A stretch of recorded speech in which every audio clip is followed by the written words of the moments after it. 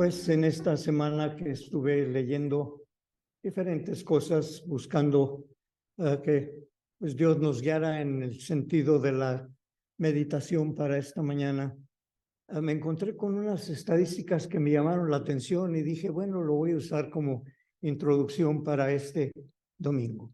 ¿Sabe usted cuál es el día más festejado aquí en nuestro país, en Estados Unidos?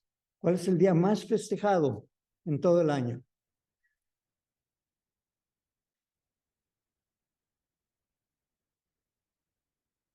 Diferentes opiniones. Según esta estadística, el día más celebrado es Navidad, Christmas, día más festejado. ¿Cuál es el segundo día más festejado?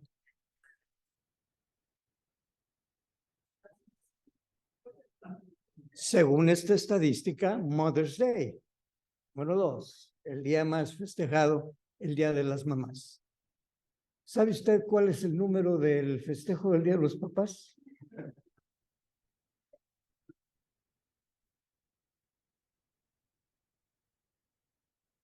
El 22. ¿Sabe usted que la gente celebra más el Halloween que el Día de los Papás? ¿Cómo la ve desde ahí? Bueno, dirá usted, bueno, ¿vas a predicar para animar a los papás o el plano para dejarnos peor, no? Pero sea el 22, sea el 1, sea el que sea, las tradiciones que tenemos como nación, como iglesias, como familia, incluye el ser agradecidos por mamá, el ser agradecidos por la vida de papá. Y en esta mañana quisiéramos pues dedicar la meditación pensando en cada uno de nosotros, los que somos papás, los que somos abuelos, pero en lo general para toda la iglesia.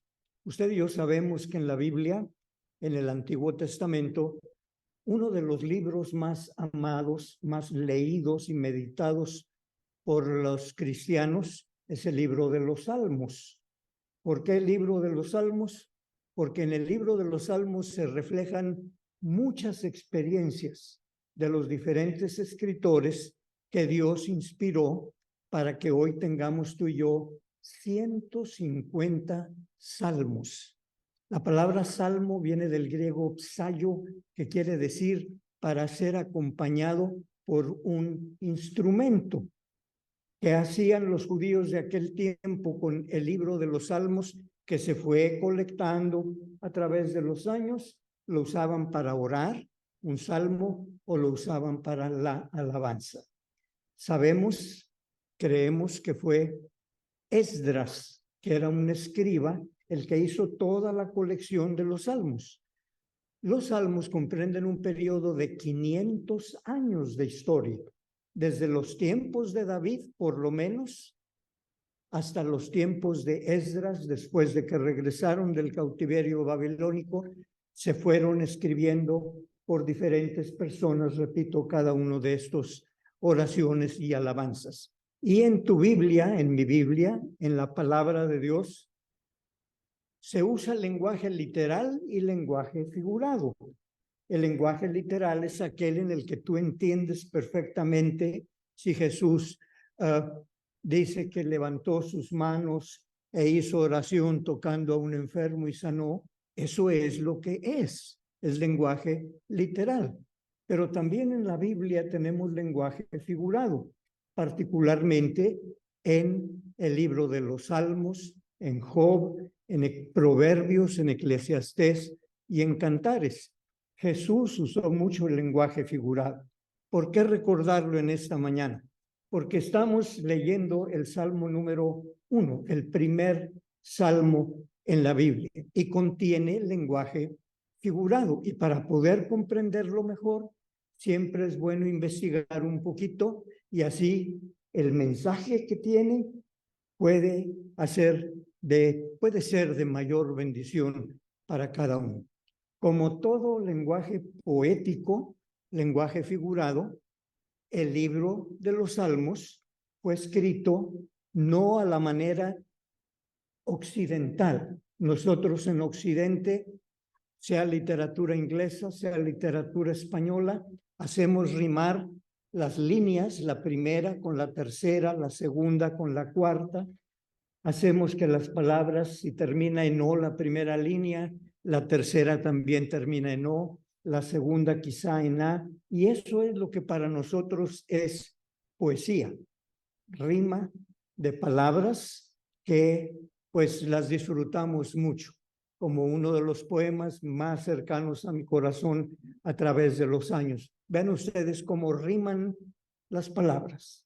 Cultivo una rosa blanca en junio como en enero, para el amigo sincero que me da su mano franca. Y para aquel que me arranca el corazón con que vivo, cardos ni espinas cultivo. Cultivo una rosa blanca. Eso es poesía, eso es literatura. Lo disfrutamos en el sentido de nuestra propia cultura. Pero para los judíos, el rimar, el hacer poesía, no era que las palabras terminaran en la misma vocal o que tuvieran el mismo número de sílabas. Para el judío, la poesía era rimar pensamientos. Todo un pensamiento lo hacían rimar con el segundo. Y de esta manera se le llama en literatura hebrea paralelismo a la poesía en la cual un pensamiento va de acuerdo con el otro. Se le llama paralelismo sinónimo.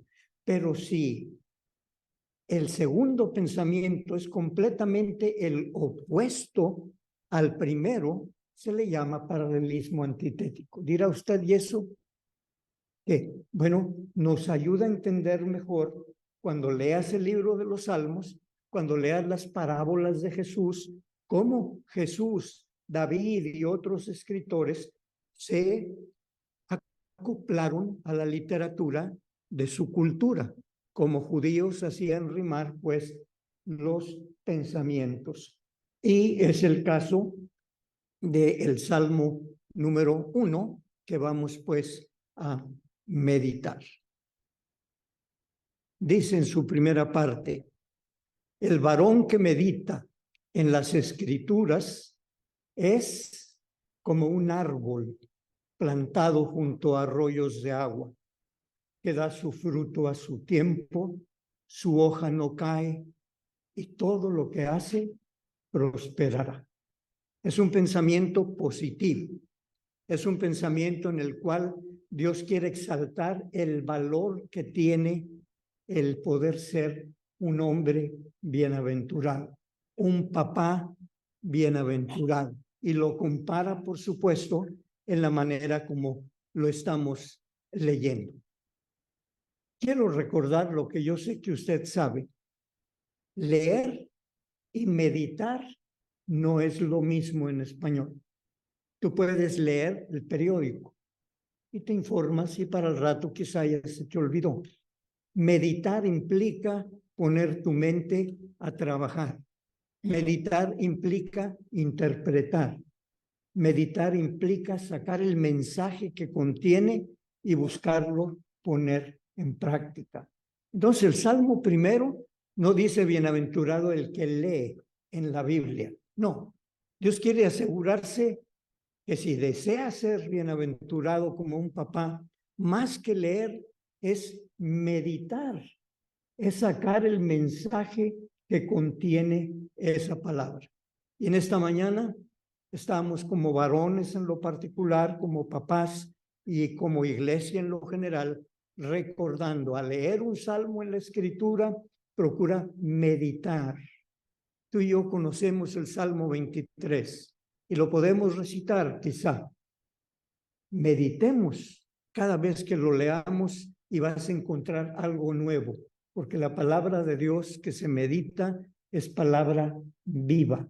La puedes leer hoy, la puedes leer mañana, la puedes leer en un año y Dios siempre tiene algo nuevo que decirte, que decirnos, que decirme a mí. El varón que medita en la Biblia es como un árbol plantado. ¿Puedes visualizar un árbol plantado junto a arroyos de agua? Da su fruto a su tiempo, su hoja no cae y todo lo que hace prosperará. Todo eso lo podemos tener, pero tiene como base el que medita. Si tú y yo no meditamos y queremos que la bendición que contiene el Salmo nos la apropiemos y que Dios nos permita ser como árboles plantados, etcétera, mi hermano, nos vamos a quedar cortos. El pensamiento positivo del Salmo 1 es recordarte a ti, papá, a mí, a todos nosotros, que la bienaventuranza está para aquellos que meditan o meditamos. Y en la medida en que tú medites en las Escrituras, la bendición va a llegar. Sí, todo lo que hace prospera. No es para tomarlo en serio. Todos tenemos planes, todos tenemos un trabajo, tenemos situaciones que resolver a diario, varón o mujer. Papás, medita en las Escrituras y vas a poder tener la bendición de un árbol plantado, junto a arroyos de aguas. Un árbol plantado junto a arroyos de aguas, un trabajo que te va a redituar y un trabajo en el que vas a prosperar. Tu árbol va a estar verde, va a dar fruto. ¡Qué bendición! Y está al alcance nuestro. Y quien escribió este salmo, porque no fue David, pero no sabemos tampoco quién lo escribió, quien escribió este salmo quiso poner este mensaje positivo, pero para poder exaltar el mensaje positivo, va a hablar también de la parte negativa, como una cámara negra para que lo blanco pueda entenderse mejor. ¿Qué aprendemos de esta primera parte de este Salmo 1? Un papá que quiera ser bienaventurado debe ser un padre cristocéntrico. Y hablando en términos nuestros como iglesia, el Salmo 1 a mí me dice, ¿quieres ser bendecido y bienaventurado? Ya te dije qué, y puedes esperar esto. Tú y yo, si somos papás cristocéntricos y entendemos la palabra, quiere decir que nuestra vida, nuestros pensamientos, nuestra meditación está alrededor de lo que es Jesús y lo que hizo Jesús. Podemos pues esperar esto y muchas cosas más. Ahí está la parte positiva del Salmo a la manera como los judíos escribían.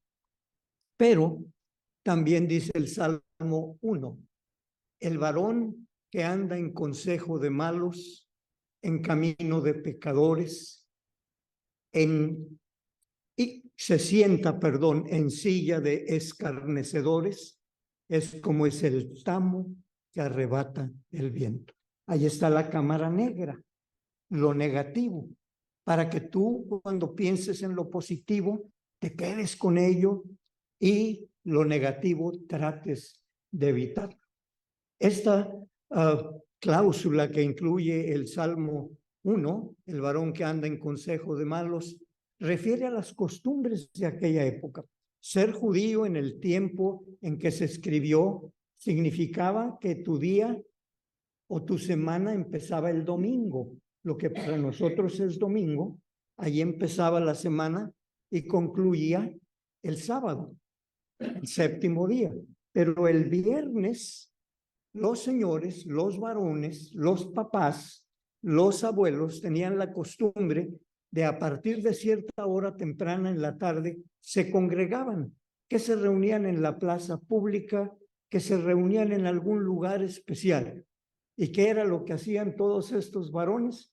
Pues se ponían a platicar de todo. Y en ocasiones no era precisamente predicar sobre un salmo o sobre un pensamiento bíblico, sino se ponían a platicar en muchas maneras. El que escribió el Salmo 1, viendo esta costumbre, esta conducta de los señores, dice, cuidado, si se van a congregar y van a platicar, que no sea para estar en consejo de malos, que no sea reunirte con otros amigos, otros papás, y que tus pensamientos pues ni te van a ayudar a ti, ni van a ayudar a la otra persona. Dice, ni en camino de pecadores, ni tampoco se sienta en silla de escarnecedores. ¿Qué quiere decir la palabra escarnecer? De nuevo volvemos a lo mismo, escarnecer, porque no es nada común en nuestro día. Y si queremos entender y nuestra meditación sea buena meditación, vamos al diccionario.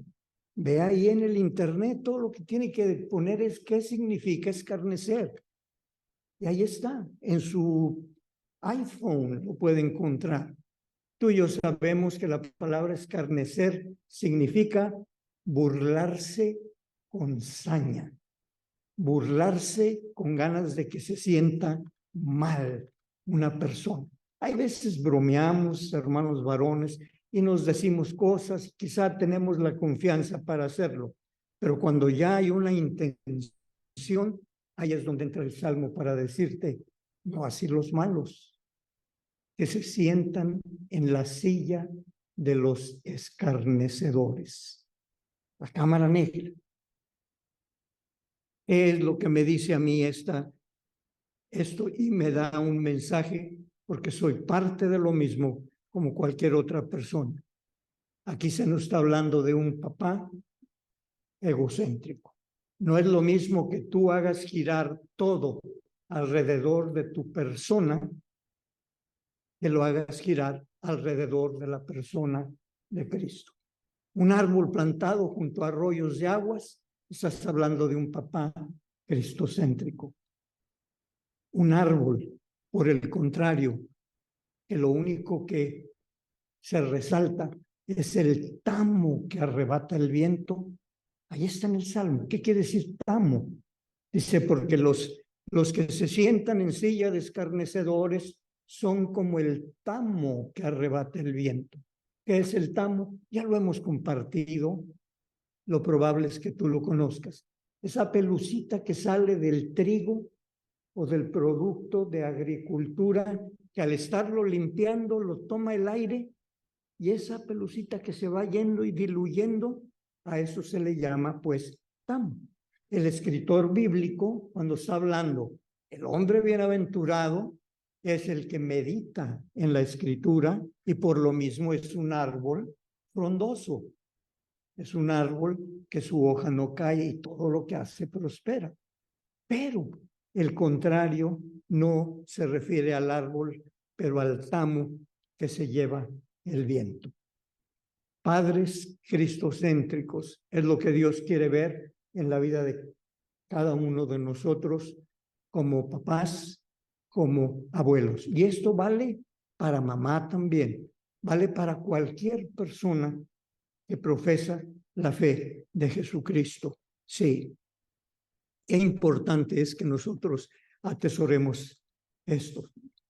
Cuando Pablo le escribió a su hijo espiritual, Timoteo, allá en 1 Timoteo 5:8, le dio un consejo. Le dijo, Timoteo, ahí en la iglesia que tú pastoreas y para ti mismo, cuando tú estés pensando en la vida fraternal entre los miembros de tu congregación, tú como varón provee para todas las personas, provee, pero dice mayormente a los de tu casa, porque el que no provee para su casa, oiga esto, es peor que un incrédulo y ha negado la fe. Nunca había puesto una atención tan especial a la importancia que le da la Biblia en términos del rol del varón en la vida de su familia, en el trato con sus hijos.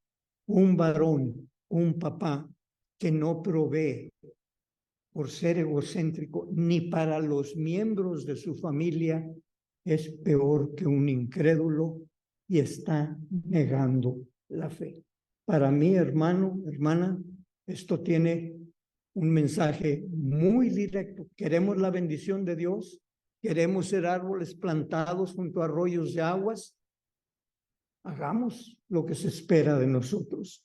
Demos el fruto a como Dios lo espera ver en ti, en mí, en usted, en cualquier persona, pues que lee y medita en salmos como estos. En pocas palabras, lo que siembras, cosechas. Si siembras un árbol en un arroyo que representa la escritura, ¿qué vas a cosechar? Bendición.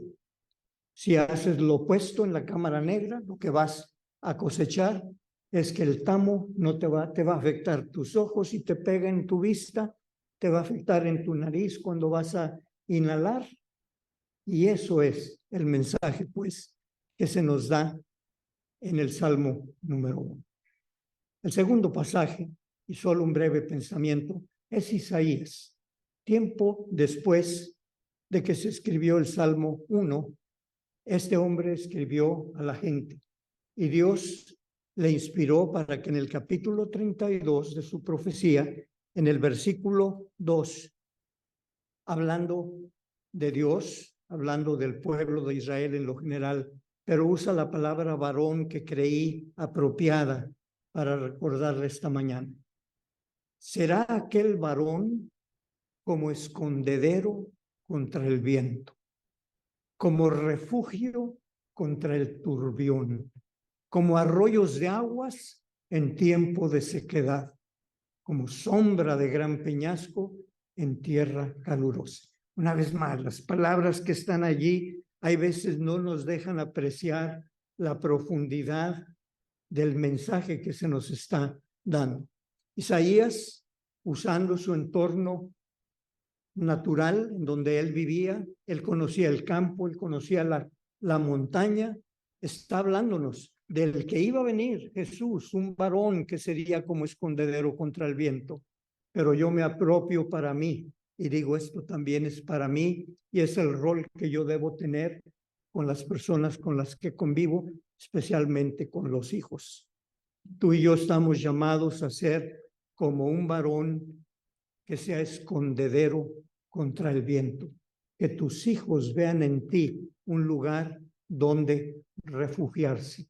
En medio de los peligros que hay por todos lados, que tú, papá, varón, veas lo que Dios espera ver en tu vida con respecto a tus seres queridos. Un refugio contra el viento, un refugio contra el turbión.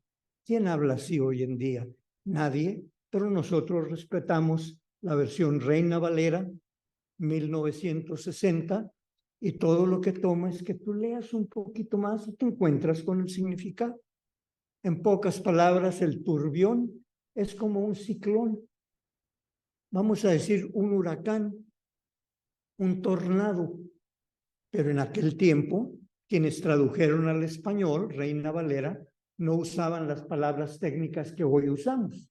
Entonces tú lee y di, aquel varón será como un refugio contra los tornados, un refugio contra las tormentas fuertes que traen mucho viento. Ese es papá para mí, como un refugio contra esas circunstancias que en ocasiones nos toman desprevenidos y nos pueden hacer daño.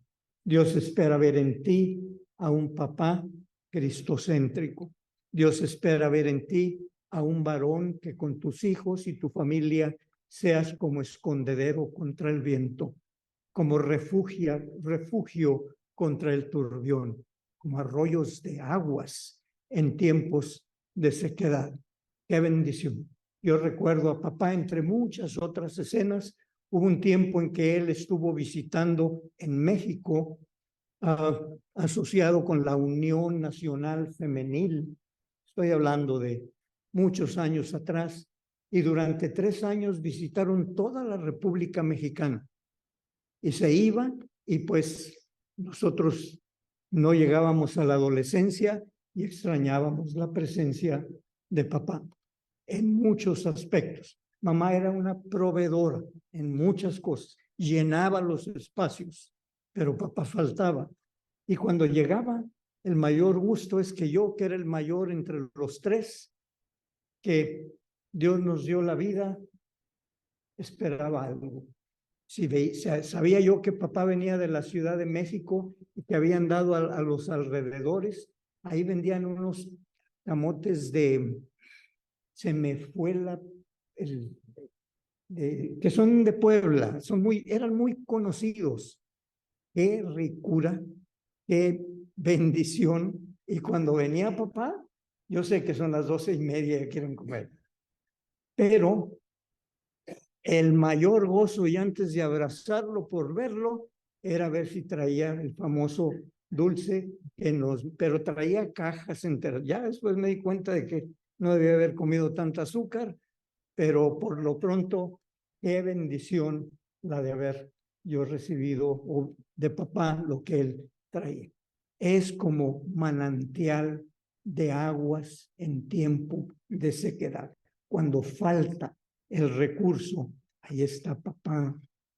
Y hacemos mal en no proveer, mis hermanos, y dejar a mamá que se haga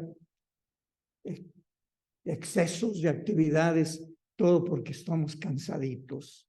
Mis hermanos, Dios nos llama varones por algo. Dios nos llama para que seamos escondederos contra el viento, para que seamos refugio contra el turbión, manantiales de agua en tiempos en donde falta, donde no hay. Y termina diciendo, como sombra de gran peñasco en tierra calurosa. Aquí no nos tienen que enseñar mucho porque estos días, y todavía nos falta la mayor parte del verano, y sabemos lo que es una tierra calurosa. En el sentido figurado, aquí Isaías está diciendo, tú, papá, estás llamado con tu familia, con tus hijos, a ser como una sombra de gran peñasco, a traer paz, a traer bienestar.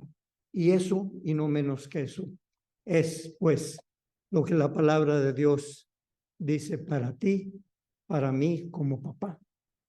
Sí, seamos árboles plantados junto a arroyos de agua, que damos fruto su tiempo, que la hoja no cae y todo lo que hacemos prospera. Wow. Que seamos escondedero contra el viento, refugio contra el turbión, arroyos de aguas en tiempos difíciles de sequedad, que seamos como sombra de gran peñasco en tierra calurosa. Papá, que nos escuchas por los medios electrónicos o aquí en presencia, tú y yo estamos llamados a proveer para nuestras familias, a servir de protección y cuidado para ellos, a traer bienestar. Que ya no sea tamo que arrebate el viento, que sea un árbol lleno de fruto y prosperidad. Que la bendición de Dios sea con cada uno. Amén.